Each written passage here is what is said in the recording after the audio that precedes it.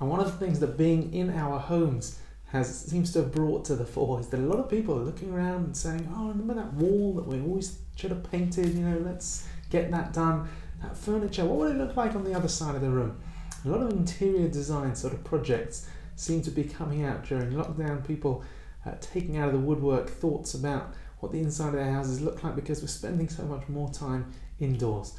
And actually a very, very interesting thing in this week's parasha is that Terumah begins a very, very crucial building project in Jewish history, and that is, of course, the Mishkan.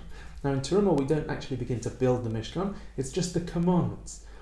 So God tells Moshe to instruct the Jewish people that they're going to begin to donate, and this is all going to go into a building that is going to house the presence of the Almighty within their midst, that the Almighty is going to come and dwell amongst the Jewish people in this Mishkan, in this tabernacle that they're going to build. And what you expect to come next is the instructions on how to build this tabernacle.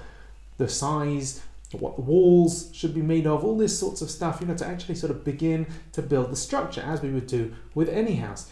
But in fact, it's the exact opposite. When we begin to build a house, we begin with the walls, the foundations, the structure, the building. And only then do we begin to bring in utensils, to begin to bring in furniture, to bring in the things that will actually fill that house. The instructions for the tabernacle are the opposite.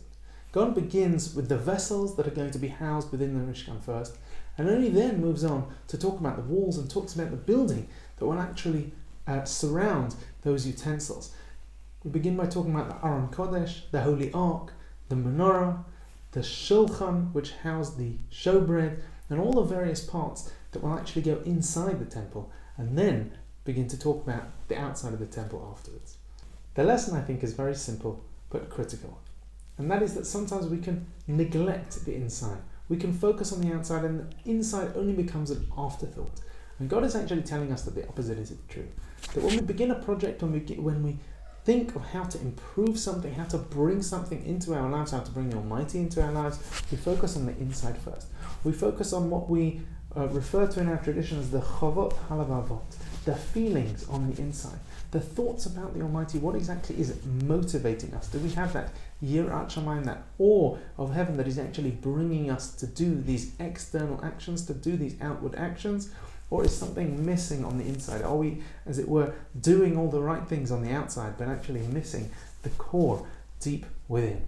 And I think lockdown has been a great opportunity for us to not be on show, for us to not be seen by everybody else, to see what we're doing, and for us to sort of spend time thinking about what are those feelings on the inside. How can we nurture those senses, those feelings? And certainly there is a concept in Judaism of acharei ha'pu'ulot nimshachot halvavot, that actually our actions do affect our internal feelings as well, that the more that we act something, there's a sort of a fake it till you make it, that the more that we do something, yes, we begin to feel it on the inside. That's true as well, but it's also an opportunity now to begin to really focus on the feelings, to focus on building that genuine connection with the Almighty. And we see this pattern of starting on the inside and working towards the outside in a couple of different areas as well, perhaps most notably the Shema, where the Talmud notes that the first paragraph of the Shema, we place that before the second paragraph because the first paragraph talks about accepting God,